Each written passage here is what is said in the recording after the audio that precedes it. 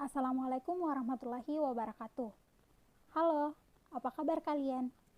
Sudahkah kalian tersenyum hari ini? Atau sudahkah kalian mengirim pesan dengan emoji bahagia? Hari ini, saya akan membagi sedikit informasi tentang semiotika emoji. Emoji. Kalian pasti sering mendengar kata emoji. Bahkan, kalian semua pasti sudah tahu bagaimana bentuk emoji. Tapi, pernahkah kalian memikirkan apa itu emoji? Emoji adalah adaptasi bahasa Inggris dari bahasa Jepang. Dari kata emoji berarti gambar, dan moji berarti huruf atau karakter. Jadi, secara sederhana, emoji adalah kata gambar.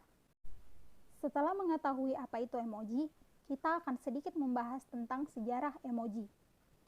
Simbol emoji pertama berbeda dengan emoticon.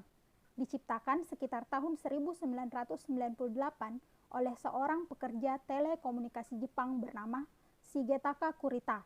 Ia konon merupakan seorang pembaca setia komik manga. Ia mengadaptasi gaya manga yang menarik secara visual untuk menggantikan gaya emoticon yang lebih grafis.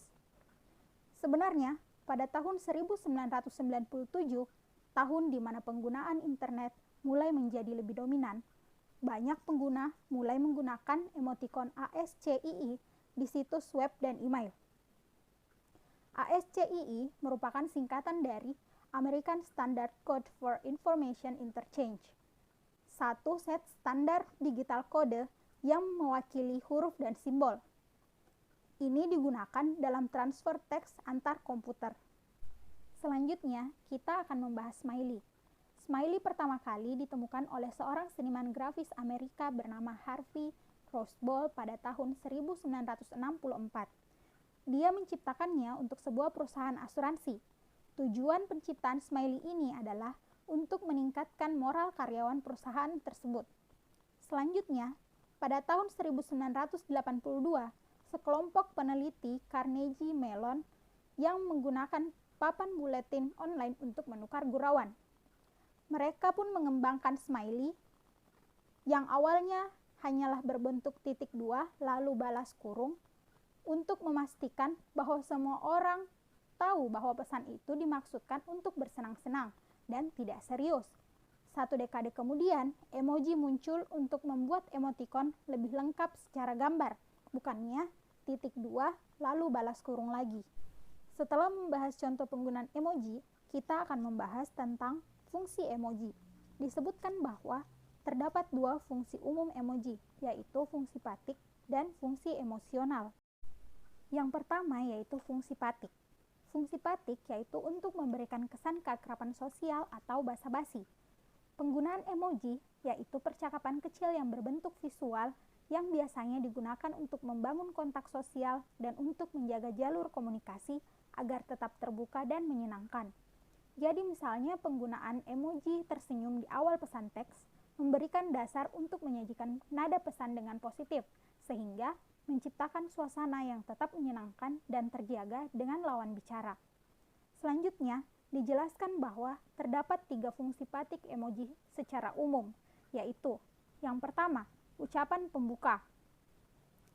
Smiley digunakan sebagai pengganti awalan percakapan yang biasanya berupa salam, assalamualaikum, hai, halo, dan sebagainya. Hal ini memungkinkan pengirim memberikan suasana ceria di awal percakapan. Emoji semacam itu dirancang untuk memperkuat atau mempertahankan ikatan persahabatan di antara lawan bicara, bahkan ketika isi pesan tersebut memiliki beberapa unsur negatif di dalamnya. Yang kedua yaitu ucapan berakhir. Pesan cepat seperti pesan teks atau tweet umumnya berakhir tiba-tiba, dan dengan demikian ada risiko bahwa penerima mungkin merasakan penolakan atau perasaan tidak enak lainnya. Jadi, emoji smiley juga digunakan sebagai pengganti selamat tinggal dalam sebuah pesan teks.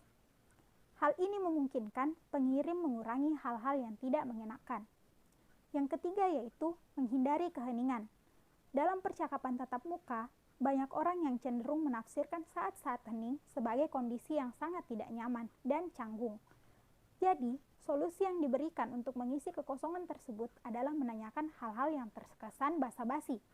Dalam pesan teks, kekosongan tersebut terjadi ketika penerima mengharapkan lebih banyak informasi, sedangkan pengirim enggan untuk memberikannya. Dengan meletakkan emoji di celah konten seperti itu, maka ketidaknyamanan akan lebih sedikit ditangkal. Fungsi dasar penggunaan emoji adalah untuk menjaga interaksi tetap nyaman, ramah, dan ceria. Selain itu, emoji juga peka terhadap usia. Maksudnya, emoji digunakan dengan memperhatikan usia orang yang sedang berkomunikasi dengan kita. Emoji sangat banyak digunakan saat kita bercakap-cakap atau berinteraksi dengan teman, keluarga, dan yang lainnya. Fungsi kedua yang akan dibahas yaitu fungsi emosional. Penggunaan emoji tentu memerlukan emosi baik secara sadar maupun tidak sadar. Dalam komunikasi tatap muka, seseorang yang berbicara dapat menggunakan kata seru, intonasi, atau strategi lainnya untuk menyampaikan perasaan mereka secara eksplisit maupun implisit. Sedangkan dalam pesan digital informal, kita menggunakan emoji. Emosivitas emoji dibagi menjadi dua subkategori yaitu 1. Sebagai pengganti ekspresi wajah dalam komunikasi tatap muka atau pengganti tanda baca grafis yang sesuai dengan komunikasi tertulis. Yang kedua, untuk menekankan sudut pandang secara visual. Swiftke menemukan bahwa pada kenyataannya 70% pengguna emoji adalah untuk mengekspresikan emoji positif, 15% netral, dan 15% lagi negatif.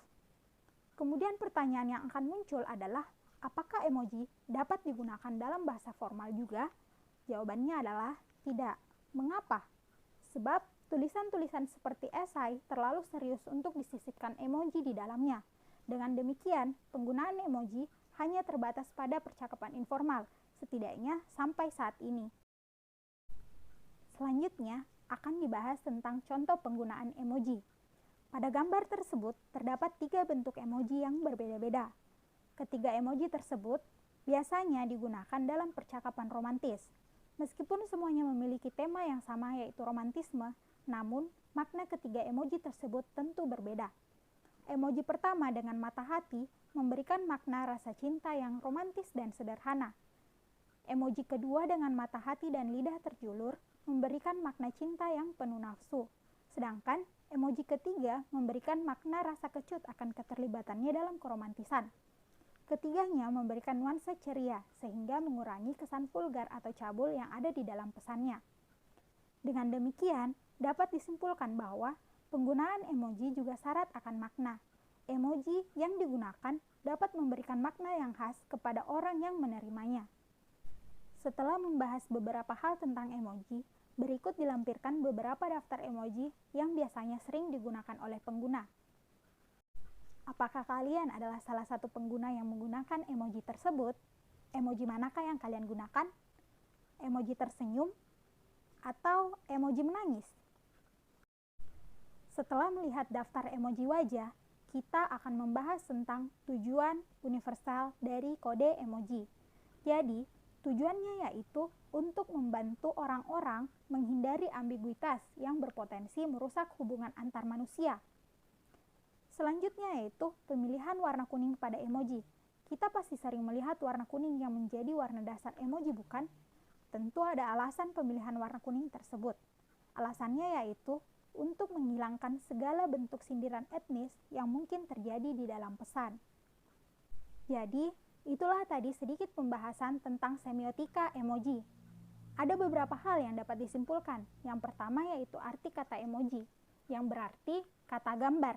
Yang kedua, fungsi dari emoji terdapat 2, yaitu fungsi emosional dan fungsi patik.